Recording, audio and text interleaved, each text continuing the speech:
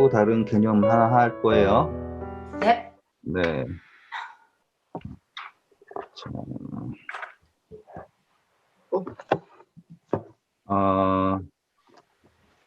이거를 이렇게 당사자를 두 명을 그릴게요. 이렇게 A가 있고요. B가 있다고 쳐요. 그러면 지금 A의 의사 혹은 뭐 마음이라고 해도 되고요. A의 의사를요. B에게 전달을 해야 돼요. 네. 그때 사용하는 게 뭐뭐가 있죠? 우리는 그거를 뭐라고 표현하는? 네? 말로. 말. 그쵸? 그리고 이제 그걸 우리는 이제 표현이라고 그러죠. 근데 표현을 하는데 거기에는 뭐 말도 있고요. 뭐 몸짓도 있고요. 그쵸? 중중중중 있어요. 그런데 이게 신기하게도요. 이 표현이라고 하는 거는 그냥 절대로 될 수가 없어요. 제가 만약에 갑자기 인도말로 하죠. 그러면은 집사님은 이해하실 수 없죠? 네. 네. 네. 이 표현이라는 게 그거예요. 제가 이렇게 하면은 못 알아듣잖아요. 근데 인도 사람은 이거는 yes로 알아듣는단 말이에요.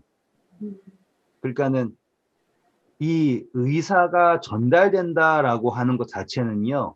엄청나게 대단한 거예요. 마치 당연하다고 생각을 하지만 이 의사가 표현되어서 전달된다라고 한다라는 거는요. 어마어마한 거예요. 왜? 그만큼 공통적인 것이 A가 가지고 있는 것과 B가 가지고 있는 공통적인 것이 있기 때문에 가능한 거죠. 이제 이해되시죠? 자, 그러면 이제 A를 하나님에 놓고요. 이거를 피조물에 놔요. 자, 그럼 하나님의 의사가 피조물에게 전달된다라는 건요. 갖다가 막 쑤셔 박는다고 되는 게 아닌 거죠. 느낌이, 그러니까 어떤 식으로든지 이거를 이해를 하시면, 아, 예수 하나님께서 피조물을 창조한다라는 게 끝이 아니다라는 거를 아실 수 있는 거예요. 왜냐하면, 이제 하나님이 피조물, 비를 창조를 하시는데, 이 비한테 모든 거 다 주실 수도 있죠. 하지만, 모든 걸 다 줬을 경우에는 비가 비일 수가 없죠. 왜요? 그거는 그냥 하나님이 하나님. 그냥 다 놓은 거잖아요. 자신을 그냥. 그러면은 비가 창조된 게 아니에요. 그냥 하나님이에요. 그리고 그분 자체가 말씀했잖아요. 그분 자체가 스스로 있는 자, 존재시잖아요. 그렇기 때문에 또 다른 존재를 그분의 모든 걸 다 집어넣어서 만든다라고 하는 자체가 의미가 없는 거예요. 그냥 물병 속에서 물 한 컵을 뜨는 것과 다를 바 없는 거죠. 그렇죠? 자, 그래서 하나의 존재가 되었을 때 우리 그때 공부했죠? 비워야 돼. 그분 자신을 비우는 것 말고는 그분은 창조하실 수 있는 방법이 없습니다라고 말씀드렸잖아요. 그런데 말씀드렸듯이 창조를 했다고 끝나는 게 아니다. 뭘 해야 되냐면 그분의 의사가 피조물에게 전달이 돼야 되는 거예요.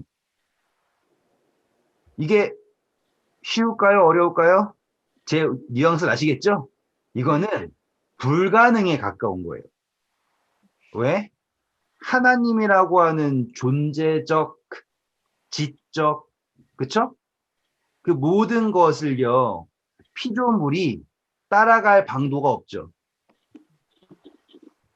그러니까 하나님의 의사가 전달이 된다라고 하는 건 예를 들어서 제가 제 아들이랑 의사 표현을 맞추기 위해서 뭐 인간적인 시간으로 약 1년이 걸렸어요. 첫 돌 되니까 그나마 좀 말 알아듣는 것 같아요.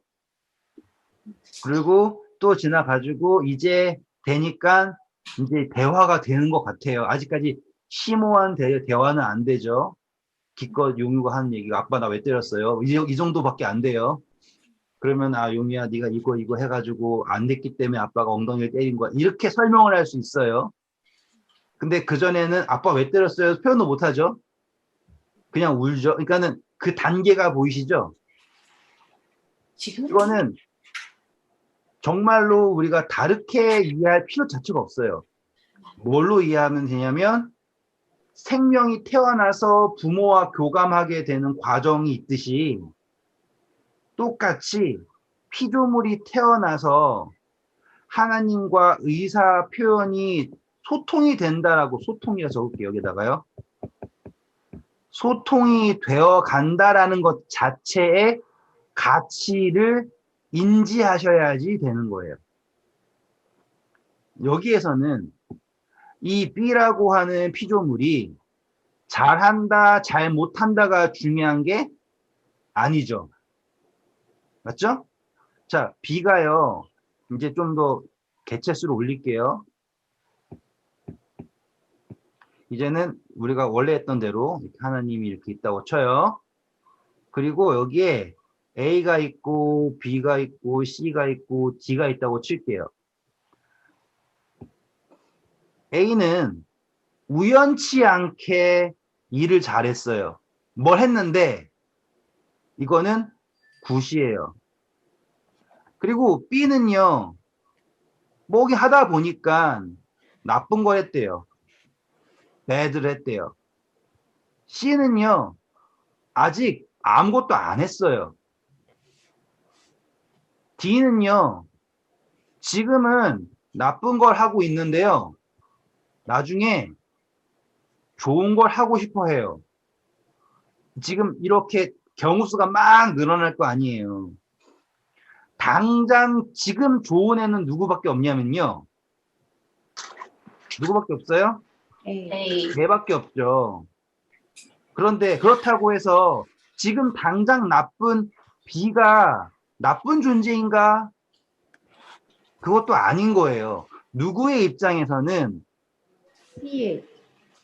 요 끼리끼리의 입장에서는 맞네 올래 막 할 거예요.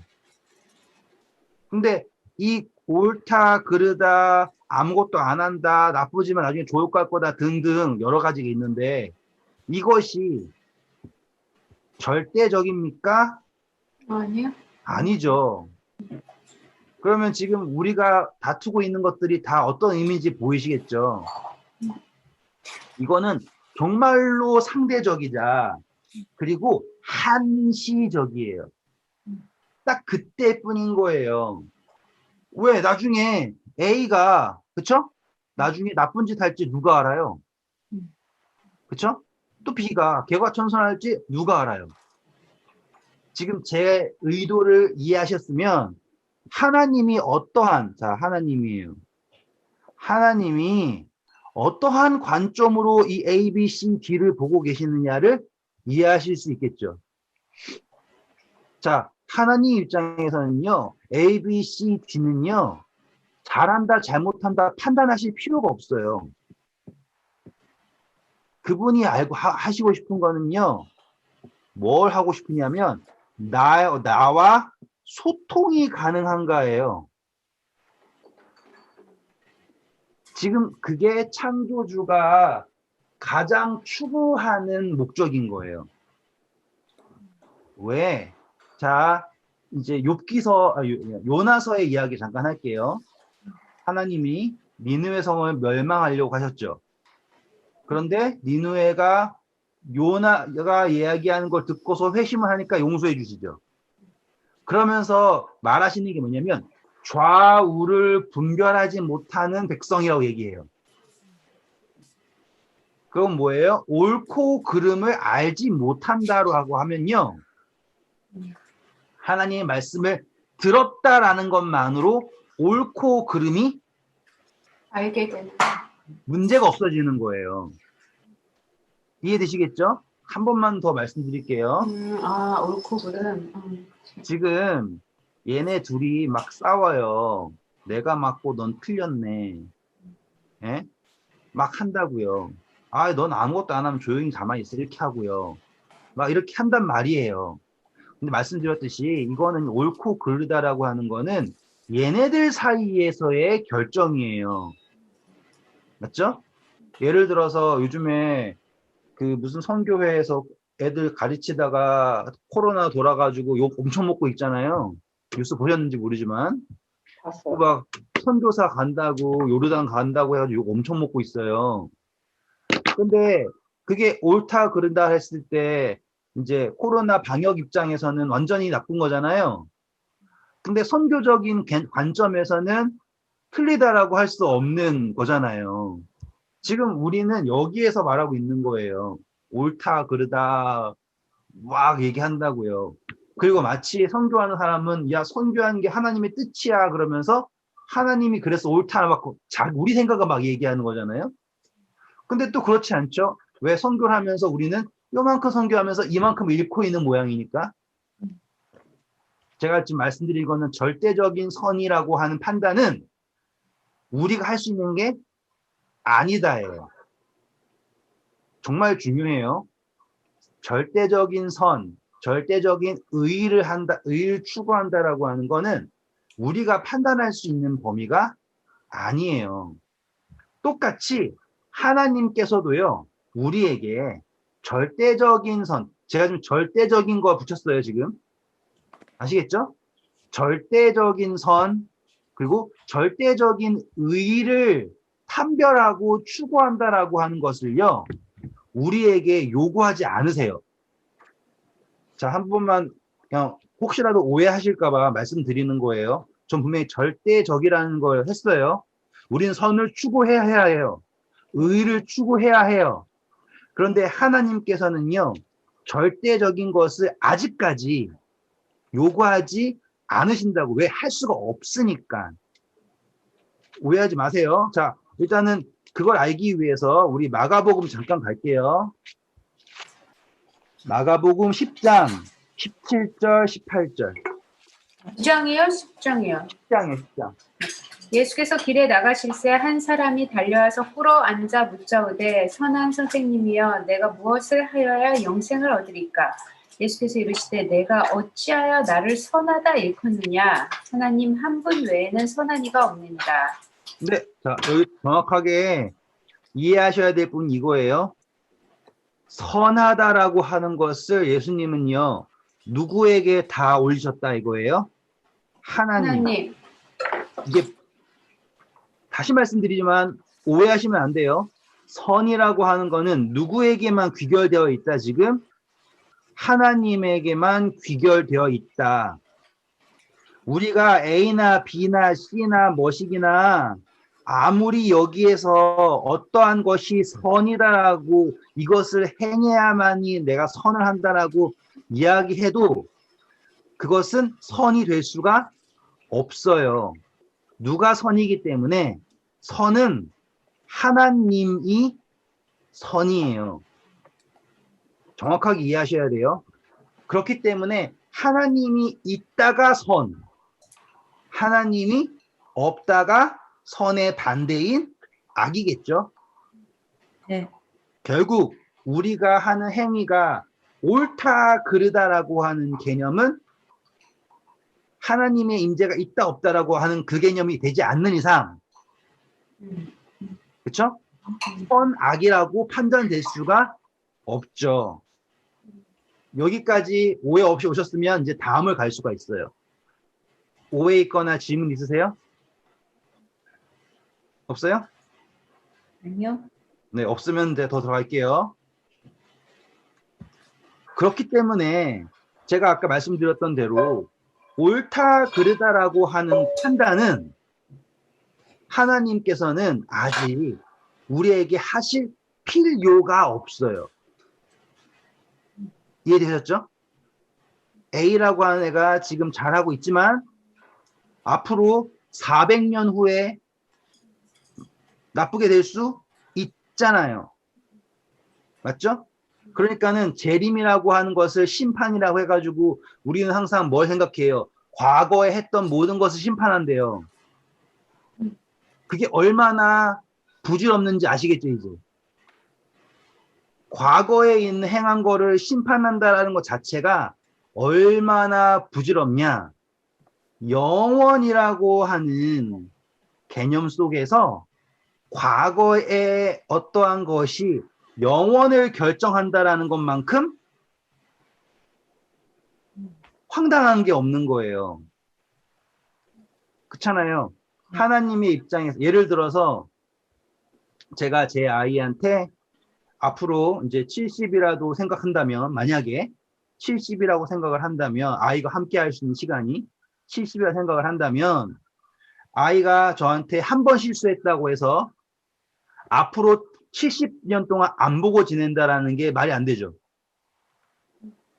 그 개념과 똑같은 게 우리가 가지고 있는 심판의 개념인 거예요.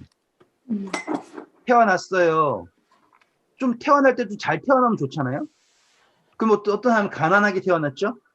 어떤 사람들은 할렘에서 태어나가지고요. 보고 자라는 게 폭력이에요. 그러면은 선이라는 걸 경험도 못했죠. 사랑을 받아본 적이 없으니까 사랑할 줄도 모르죠. 이거는 확실한 거잖아요. 오히려 부자가 더 자비롭고 여유롭고 사랑 잘하죠. 왜? 받은 게 있어야지 줄 수 있는 게 사랑이잖아요. 똑같은 말로 하나님이요. 죄라고 하는 단어 이 하나 가지고요.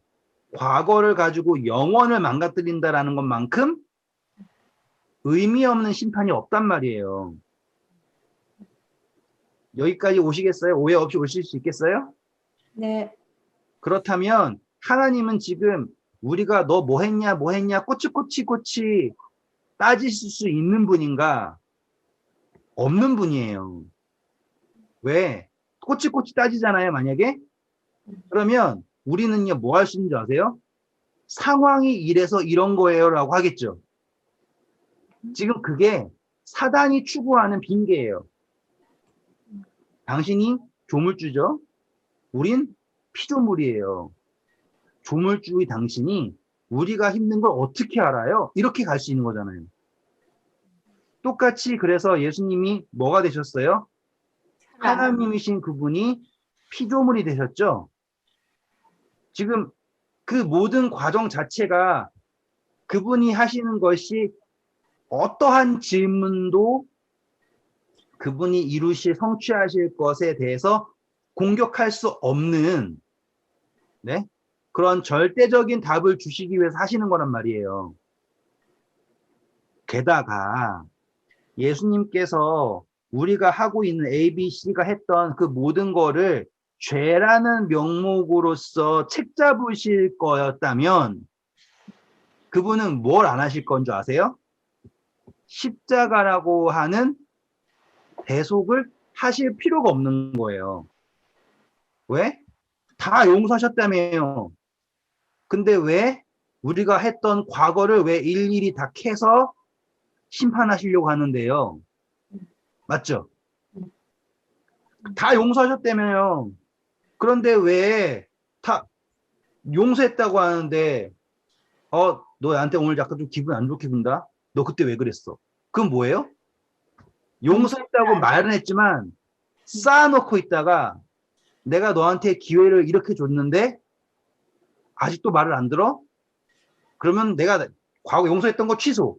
들어와가지고 다 깨물을게. 지금 이런 뉘앙스가 된단 말이에요. 다시 말하면 예수님의 십자가는요.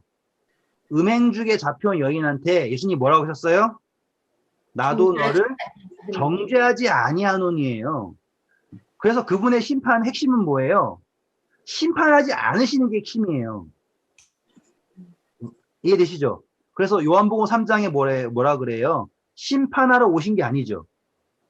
그를 믿지 않는 자는 이미 뭐 했대요? 심판을 받았대요. 그쵸? 지금 저는 했던 말을 계속 지금 끄집어내면서 하는 이야기가 왜 그러냐면 우리가 대부분이 가지고 있는 심판의 개념이 죄라고 하는 과거를 끄집어내가지고 잡아먹히는 걸로 생각을 하는데 그렇게 됐을 때 예수님의 대속 자체가요 목적이 상실되는 거예요. 의미가 없어진단 말이에요. 그러면 그분이 그 심판하시는 게 있어야 될 거 아니에요. 그쵸? 제가 지금 그거를 구체화시키려고 애쓰는 거죠. 뭐냐? 제가 지금 예쁜 문장 하나 만들기 위해서 한 10%만 되감기 했다가 다시 돌아올게요. 십자가에서 다 용서하신 분이 너가 날 안 믿었어. 그러니까 과거를 다 들춰내실 분이 아니죠. 그렇죠? 부모인 우리도 안 해요. 친구들한테도 그렇게는 안 해요. 만약에 그렇게 했다라고 하면 그 말은 무엇이냐? 다 용서했다라는 말이 거짓말이에요. 다 용서했다라는 건요, 뭐였다예요? 조건부였다예요. 조건부 용서는 절대적인 용서도 아니에요. 그렇죠? 왜? 여기에는 조건이 붙으니까. 그리고 조건부 용서는요, 시기적으로도 제한을 받아요. 과거로. 그렇죠. 그럼 예수님 이후에 지은 죄들은, 십자가 이후에 지은 죄들은 예수님의 십자가에서 용서를 받을 수 있냐 없냐라에 되고요. 수억 가지 질문을 넣을 수 있어요. 그렇기 때문에 예수님의 십자가는 어떠한 용서여야 되냐? 절대적인 용서여야 해요. 밑도 끝도 없이 절대적인 용서여야지만이 돼요. 그런데 그럼 밑도 끝도 없는 절대적인 용서라 그러면은 너무 값싼 은혜잖아요. 그래서 사람들은 그거를 값싼 은혜라고 얘기를 해요. 그리고 거기에는 아무런 의미도 없다라고 생각이 든다고요. 절대적인 용서라고 하는 것 자체가. 그래가지고 그게 싫으니까 사람들이 쭉 끌고 오는 게 뭐예요? 용서는 받았지만 용서받은 삶을 살아야 되지 않습니까? 이렇게 가지고 와가지고 예수님의 용서는 믿음으로 말미암은 의입니다 라고 얘기하면서 여기다가는 뭘 계속 까는 거예요? 행해야지 됩니다. 구원받은 삶이 살아야 됩니다. 이렇게 가는 거예요. 그럼 구원받은 삶을 뭡니까? 이거는 뭐도 해야 되고 뭐도 해야 되고 뭐도 해야 되고 뭐도 하는 게 구원받은 삶입니다. 그러면 어떻게 돼요?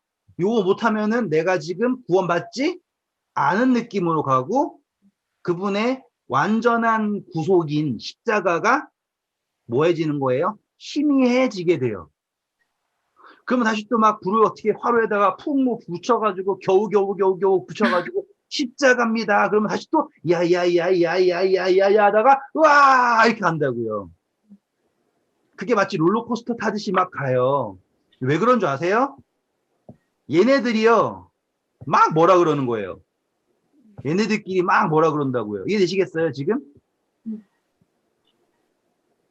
요 상황까지 따라오셨죠? 그래가지고 이 절대적인 용서를요, 은혜를요, 뭐 하려고 하지 않냐면 거저 받으려고 하지 않아요. 느낌을 아시겠죠 이제? 네. 네. 자, 우리 에베소서 한번 가볼게요. 제가 막 열심히 크게 얘기하지만 결국에는 우리 요한복음 10장 그냥 읽으려고 하는 거예요. 그러니까는 뭐 힘드시더라도 조금만 참으시면 그냥 돼요. 에베소서 2장 가볼게요. 8절 읽어주세요. 너희는 그 은혜에 의하여 믿음으로 말미암아 구원을 받았으니 이것은 너희에게서 난 것이 아니요 하나님의 선물이라. 근데 아주 유명한 성경절이죠. 네. 구원은 뭐로 끝난다? 선물로 끝이에요. 선물로 끝. 선물을 받느냐, 받지 않느냐, 이렇게 되는 거죠. 자, 그런데 아까 말씀드렸듯이 지금 문제가 생긴 거예요. 선물 좋아요. 그리고 절대적인 구원 좋아요. 그런데 그 절대적인 구원을 받은 사람이 있고요. 그거를 거절한 사람은 심판을 받는데요. 지금 거기가 지금 딜레마인 거잖아요. 맞죠? 그래서 난 지금 어떻게 해야 돼요? 이게 딜레마잖아요. 그러면 우리는 구원을 받았으니까는 그냥 대충 살면 되나요? 아니면 아니에요. 그럼 열심히 살아야 돼요. 그럼 열심히 살려면 어떻게 살아야 되나요? 이렇게가 가는 갈림길의 딜레마잖아요, 지금. 근데 이 딜레마를 없애려면요, 뭘 해야 되냐면, 그러면 예수님께서는 지금 무엇 때문에 십자가에 달리시고 무엇을 위하여서 또 재림까지 하십니까? 라는 답을 알면은 요 딜레마를 벗어날 수 있는 거예요. 자, 이제 다시 우리가 아까 제일 처음에 이야기했던 걸로 돌아오게 돼요. 잘 보세요. 우리가 제일 처음에 A가 뭐라고 했든 B라가 뭐라고 했든 C가 뭐 했든 D가 뭐 했든 하나님에게 있어서는요, 의미가 없어요. 그분이 지금 가장 추구하는 거는 궁극적인 목적은 뭔지 아세요? 소통. 네, 요거예요. 그분의 음성을, 그분의 말씀을, 그분의 표현을 들을 수 있느냐가 목적인 거예요. 이해되시겠죠? 네. 그러면 해결이 되는 거예요.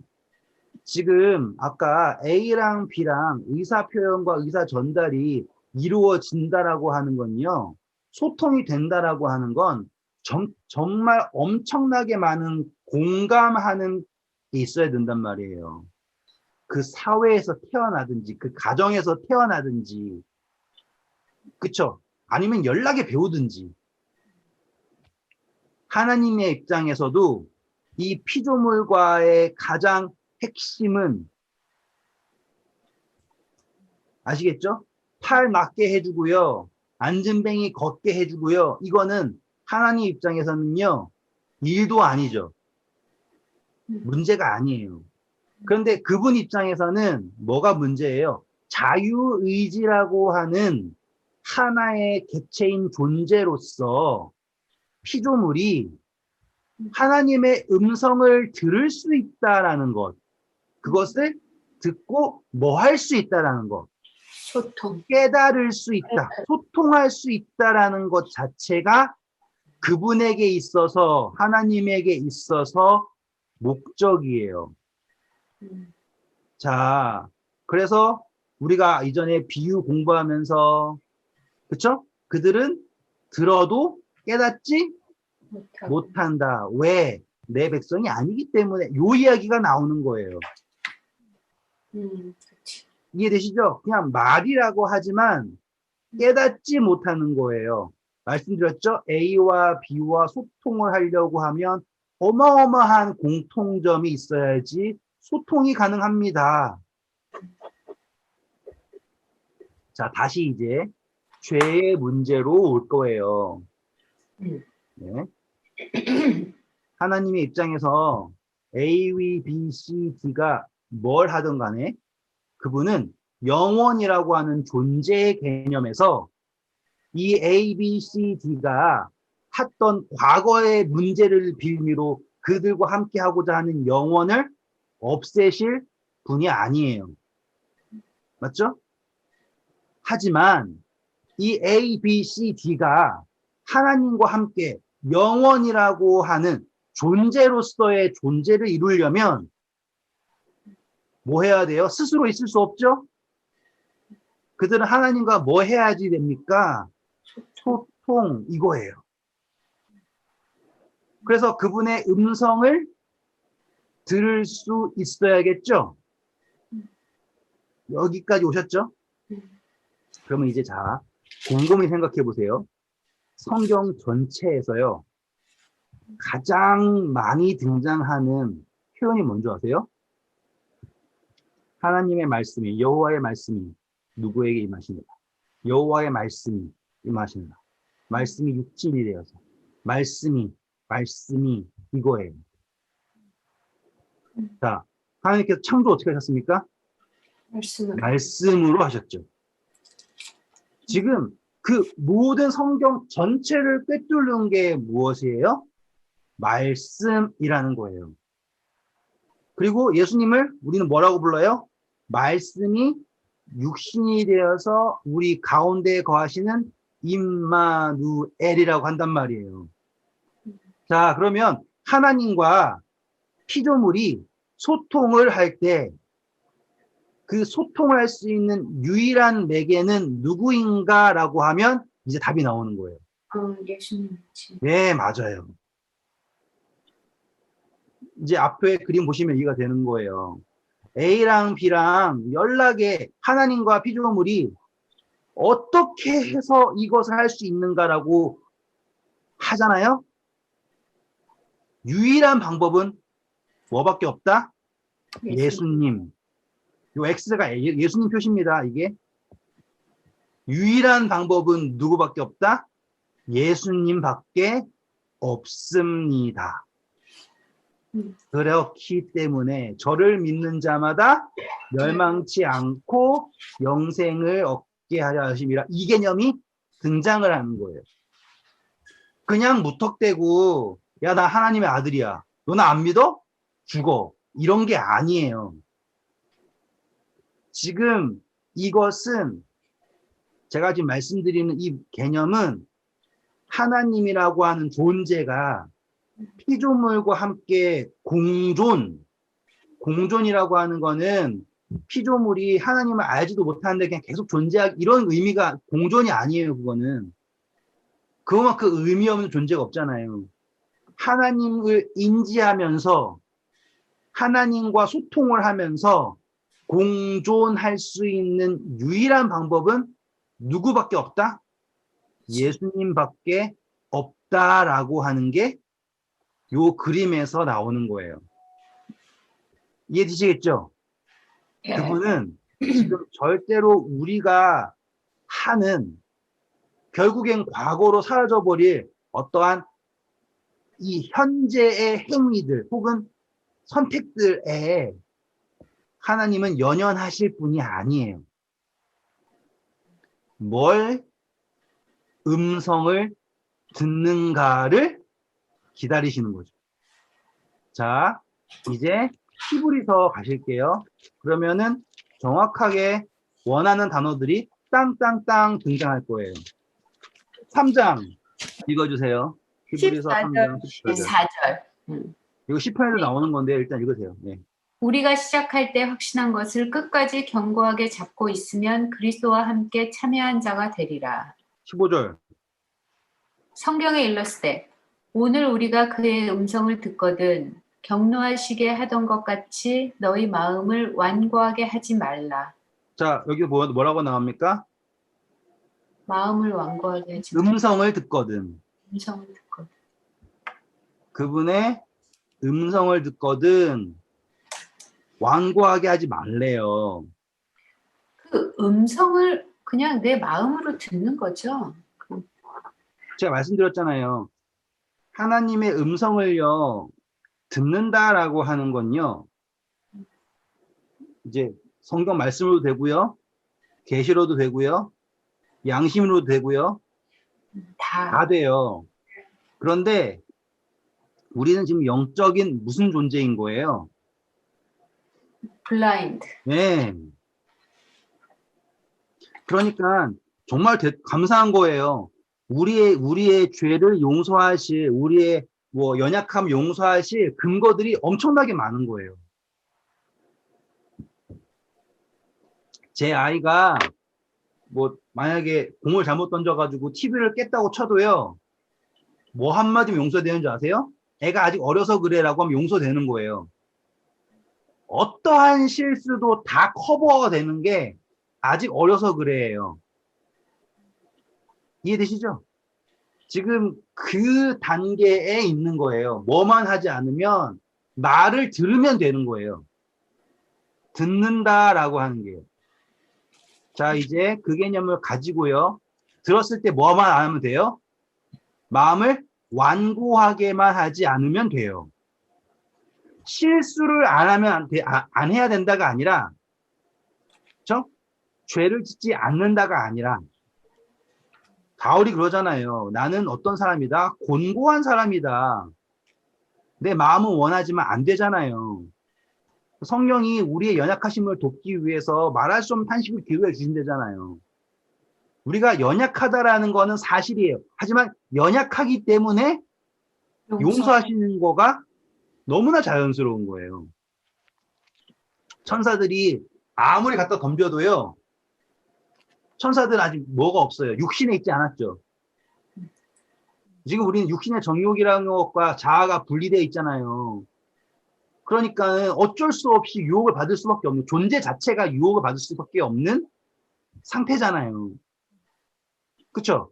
천사들은요, 할 수가 없어요. 뭐라고 할 수가 없다고요. 이제 걸음마 걸은 아이가 넘어진다고 해서요, 너 왜 넘어졌어? 너는 평생 넘어질 놈이야 라고 할 사람이 없잖아요. 똑같이 인류가 죄를 범한다는, 다시 한 번 말씀드리지만 하나님의 입장에서는 이거는 문제가 안 되는 거예요. 그런데 게다가 그거 자체를 무엇으로? 십자가에서 절대적인 용서를 했단 말이에요. 그쵸? 자, 그러면 이제 남은 건 심판만 하면 돼요, 이제. 우리 요한복음 오늘 할 거 가시면 돼요, 이제. 요한복음 13. 1절부터 읽어주세요.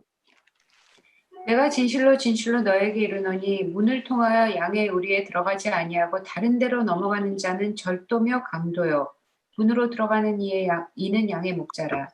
움직이는 그를 위하여 문을 열고 양은 그의 음성을 듣나니 그가 자기 양의 이름을 각각 불러 인도하여 내느니라. 자기 양을 다 내놓은 후에 앞서가면 양들이 그의 음성을 아는 고로 따라보되 타인의 음성은 알지 못하는 고로 타인을 따르지 아니하고 도리어 도망하느니라. 예수께서 이 비유로 그들에게 말씀하셨으나 그들은 그가 하신 말씀이 무엇인지 알지 못하니라. 이니 집사님 이제 아시겠어요? 이 네, 말이 무슨 말인지? 완전히. 그러니까, 예. 근데 그거는 헷갈렸어요. 네. 문이 뭐예요? 문? 아, 그것도 해드릴 수 있어요. 음, 네, 그거는 걱정하실 필요 없고요. 지금 개념을 공부하고 나서 읽었을 때 그냥 읽히셨나요가 중요한 거예요. 제가 지금. 그러니까 완전히. 예. 그러니까 그쵸. 결론은 심판은 와라 그랬을 때 따라가는 거. 네, 정답이에요. 그게 끝이에요. 나한테 와라. 근데 그 목소리를 못 들으면 못 따라가고 끝. 네. 음. 이제 깔끔하지 않아요? 네, 깔끔해요. 네, 억지로 잡아뜯고 할 필요가 없는 거예요. 이름을 부른다. 이름을 알아듣는다. 그러니까 여기에서 풀 뜯은 애들은 내 양이에요. 저기에서 풀 뜯은 애들은 남의 양이에요. 할 필요가 있습니까? 없죠. 네. 되게 깔끔하죠. 네. 야, 너 저 양은 진흙탕에서 굴렀으니까 내 양 아니에요. 이것도 아니에요. 네. 저 양은 늑대 만나가지고 다리 저니까 내 양 아니. 이것도 아니잖아요. 네. 음성을 알아듣느냐. 아, 재밌다. 나도. 이거를 설명하기 얼마나 힘든지 아세요? 그래서 저는 이거를 주어를 네. 그 음성을 듣고 따라가는 자로 안 하고 약간 반대로 했는데, 그러니까 그 선지자로 이렇게 좀 생각을 했었던 것 같아요. 그러니까 옳은 말씀을 따라가느냐, 아니면 거짓 선지자를 따라가느냐, 약간 뭐 그렇게. 그렇게 묵상하기도 할 수 있죠. 네. 네, 근데 어쨌거나 이거는 완벽했어요. 이 그림이. 그쵸? 네. 아, 감사합니다. 애쓴 거예요. 그러니까 그 그림 설명에 소질 있네. 결국에 동그라미밖에 더 그렸어요. 그러니까 이해하기 훨씬 쉬웠어요. 근데 네, 해드릴게요. 걱정하지 마세요. 네, 다 차근차근 어차피 후에 양의 문이 다 나온단 말이에요. 걱정하지 마세요. 맞아요. 네. 자, 이제 여기에서 우리가 확실하게 안 거예요. 심판이라고 하는 건요. 진짜 별거 없는 거예요. 바로 나사로예요. 나사로야 하니까는 듣고 나온 거예요. 그게 심판이에요. 다른 게 없다니까요. 못 알아듣는 거, 그게 문제예요. 다시 정확하게 얘기하셨죠? 행위를 들춰내실 이유가 없어요. 그러니까 제가 지금 이야기를 하면 별의별 말들이 막 저한테 올 수 있어요. 제가 있는 교회가 그러다 보니까. 핵심은 그분의 심판은 음성이에요. 그걸로 끝. 그리고 은혜예요. 그걸로 끝. 어디서 어떻게 뒹구는데 중요하지 않아요. 하지만 우리가 계속 이상한 데 뒹구는 거는 누구의 음성을 듣는 거예요? 사단의 음성을 듣고 있는 거죠? 그렇죠. 그러면 예수님 오셨을 때 그분의 음성을 들을 수 있나요? 없나요? 못 알아. 없어요. 그거잖아요. 그러면 내가 지금 예수님 믿죠? 그럼 나는 지금 내 마음 속에서, 내 삶 속에서 말하시는 그분의 음성을 순종해 버릇을 해야겠죠? 그러면 그분의 음성을 따라서 살겠죠? 그게 우리가 공부했던 하나님의 계획이 이렇게 내려오는데 우리가 믿음으로 그 계획에 참여하는 순간 우리는 이 세상에서 삶이 이 세상의 삶이 아니라 하늘의 삶입니다 했던 거 기억나시죠? 연결되는 거 보이시나요? 네. 네. 자, 그래서 마태복음 25장에 양의 물이 염소의 물이 나눠지는 거 자연스럽게 나눠지는 거예요.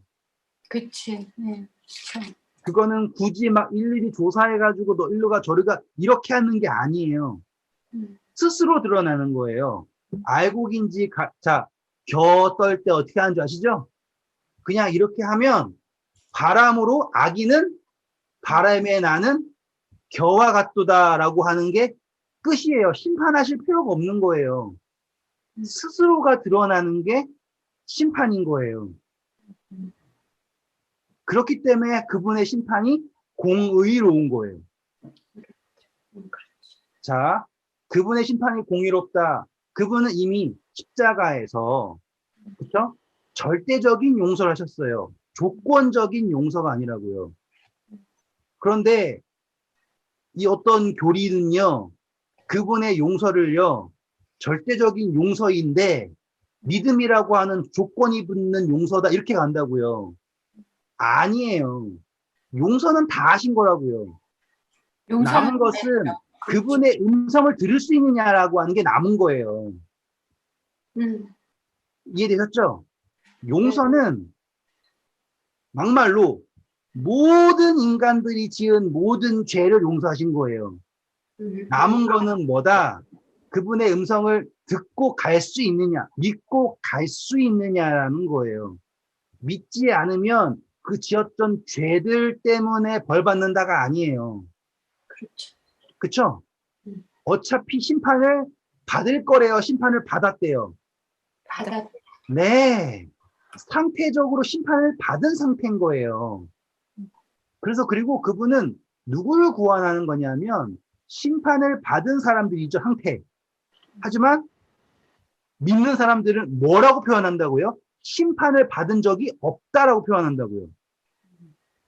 한번 확인할게요. 요한복음 3장 다시 갈게요. 요한복음 왜 3장. 성경에서 이렇게 심판이라는 단어를 자꾸 써가지고 사람들을 헷갈리게 만들까요? 그것도 설명해 드릴 수 있어요. 잠깐만요. 네. 일단 3장 읽고요. 3장 16절부터 18절까지만 읽어주세요. 하나님이 세상을 이처럼 사랑하사 독생자를 주셨으니 이는 그를 믿는 자마다 멸망하지 않고 영생을 얻게 하려 하심이라. 하나님이 그 아들을 세상에 보내신 것은 세상을 심판하려 하심이 아니요 그로 말미암아 세상이 구원을 받게 하려 하심이라. 그를 믿는 자는 심판을 받지 아니하는 것이요 믿지 아니하는 자는 하나님의 독생자의 이름을 믿지 아니함으로 벌써 심판을 받은 것이니라. 네. 자, 이거는요, 제가 그냥 좀 과장해서 헷갈릴 수 없는 문장이에요. 그렇죠. 그렇잖아요. 정의가 냈잖아요. 근데 네. 이거를 헷갈리게 이해하고 있던 거예요. 그러네요. 이거는 심판이라는 단어가 많이 나와서 헷갈리는 거, 이게 아니에요. 심판이라고 하는 것에 대해서 정의는 이미 나와 있어요. 그렇죠? 네. 그리고 일단은 이니스한 질문하셨으니까 심판이라고 하는 단어를요, 어떻게 이해하는가에 따라서 이렇게 상황이 많이 달라지는데 일단은 구약의 영향이 있어요. 구약의 영향에서의 심판, 그러니까 구약에서 나타난 심판은요, 이 세상에서 나타난 심판이에요. 세상에서 나타난 심판은요, 어떠한 행위가 있죠? 그러면 그 결과가 드러나는 거예요. 불 만지면 돼요. 맞죠? 그게 세상에서 뭘 알기 위해서 죄라고 하는 것이 어떻다라는 것을 알려줘야 되는 심판인 거예요. 결과. 이해되셨죠? 그런데 지금 예수님께서 오시는 재림의 심판은요, 더 이상 죄의 결과가 어떻다라는 걸 알려주실 필요가 있는 심판이 아니에요. 구원하러 오신. 그렇죠. 이건 다른 거예요. 죄의 결과가 이렇다라는 걸 알려주기 위한 심판이 아니다 이거예요. 그렇기 때문에 뭐라고 정의한다고요? 심판을 이미 받았다라고 정의한다고요. 그러니까 요거랑 이거를 같게 생각을 하는 순간은 헷갈려. 예수님은 되게 잔혹한 분이에요. 세상에서도 벌 주고요. 재림에서도 벌 주는 거예요. 얼마나 슬퍼요. 이스라엘 백성들이 바알 섬기다가 엄청나게 죽었잖아요. 벌 받았죠. 심판 받았잖아요. 근데 예수님 재림에서 또 심판해요. 그러면 예수님은 그 한국말 있잖아요. 깐데 또 깐다라고 하는 표현이 있는데 정말 잔인한 거예요. 잔인한 거. 그치. 그러면 거기엔 사랑이 없잖아요. 그러니까 재림- 그 뭐지 지옥에 사랑이 없다고 말하면서 심판은 괜찮다고 하는 게 이상하긴 해요. 맞아요. 네. 지옥이나 마찬가지예요. 심판은 그렇게 말하면. 그리고 이제 또 많은 분들이 의인에게 있어서는 심판이 꼭 필요하다라고 막 얘기하시는 분들이 있어요. 많죠. 지금 요즘에 그것 때문에 난리가 났죠. 우리 교회 그 웹사이트 그 공부 대대적으로 하는 거 아시죠? 네. 기록하였을 때. 뭐 예. 그러니까 저는 거기에 할 말이 엄청나게 많죠. 왜냐하면 거기에는 심판에 대한 정의 자체가 없어요. 그냥 심판이에요. 네, 그러니까 그거를 왜 그렇게 하시는지 모르겠어요. 더 좋게 설명할 방법이 있거든요. 근데 왜 그렇게 하시는지 모르겠지만 그렇게 얘기하잖아요. 그러면 제 입장에서는요. 엄청나게 많은 질문을 할 수밖에 없죠. 똑같은 거예요. 심판이라고 하는 것은 용서의 절대성이 성립이 안 되는 거잖아요. 그러면은 과거에는 가능하지만 미래는 무엇이며 어떤 막 붙을 게 엄청나게 많아요. 심판을 그러니까 받아야지. 그거를 공의라고 말해요. 그렇게 물어보면 그 만일에 심판을 안 하면 공의가 없는 거다. 네. 제가 한 번만 해드릴게요. 그냥 짧게만. 자, 공의라고 하는 건요. 네. 대상이 A랑 B랑 있어요. 이 꼴이어야지. 네. 그죠? 맞아. 그렇죠. 그게 공의예요. 맞아. 그것 자체는요. 엄청나게 이거는 심판의 기준이 누구에게 있다라는 거예요. 우리 A, B한테 있다라는 거예요. 둘다한테 있는 거야. 맞아. 그렇죠. 그럼 하나님에게 심판의 기준이 있는 게 아니잖아요. 이 심판은 뭔지 아세요? 눈에는 눈, 이에는 이예요. 그러니까 사실 말하는 게 그거잖아. 눈에는 눈, 이에는 이. 믿으면. 네, 그러니까는 거기에는 사랑이 없는 거죠. 그러니까 이제 자비는 죽어야 마땅한 몸인데 니네가 잘하면은 우리가 좀 건져준다. 이게 자비인 거예요. 말하자면. 네. 그러니까는 그게 좀 되게 그러니까 성립이 안 돼요. 그렇게 이야기하는 순간 다 무너져요. 아무튼 그렇습니다. 이게 뭐 다르게 가서 욕먹으면 어쩔 수 없고요. 근데 제가 말씀드리는 거는 우리가 앞서 공부했던 내용처럼 음성을 듣는다. 내가 부르면 알아듣고 온다. 그게 심판입니다. 그렇게 이해하시면 예수님이 너희는 마음에 근심하지 말라. 하나님 믿으니 또 나를 믿으라. 내 아버지 집에 거할 곳이 많도다. 그렇지 않으면 내가 너희를 일렀으리라. 내가 너희를 위하여 초소를 예비하려고 하노니 내가 가서 너희 위하여 초소를 예비하면 내가 다시 와서 나 있는 곳에 너희도 있게 하리라. 그게 재림이잖아요. 그렇죠. 그러면 기다리는 게 재림이잖아요. 그 처서도 좀 나중에 해주세요. 우리 그때 잠깐 했었어요. 네, 잠깐 했는데 또. 네네. 그러니까 아무튼 지금 여기까지 오셨어요. 네. 그래서 절대적인 용서와 심판의 의미에 대해서 왔죠. 그리고 뭐까지 왔어요? 창조주이신 하나님이 궁극적으로 목적하시는 것은 무엇이다? 공존하는데 어떻게 소통. 그렇죠? 자, 다시 와서요. 우리 요한복 5분밖에 안 남았는데? 아이고, 결론을 짓겠습니다. 일단 문 이야기 잠깐만 해드릴게요. 자, 일단 핵심적으로요. 문으로 들어가야지 목자라라고 얘기해요. 네. 말씀대로. 자, 접근 좋아요. 아주 좋아요. 역사. 자, 그러면은 문을요 정해 놓으신 거예요. 문은 이거다. 네. 그러면은 문이 누군지 알면 되겠죠? 7절 뭐라 그래요? 예수님. 예수님. 네. 이거예요. 그 끝이에요.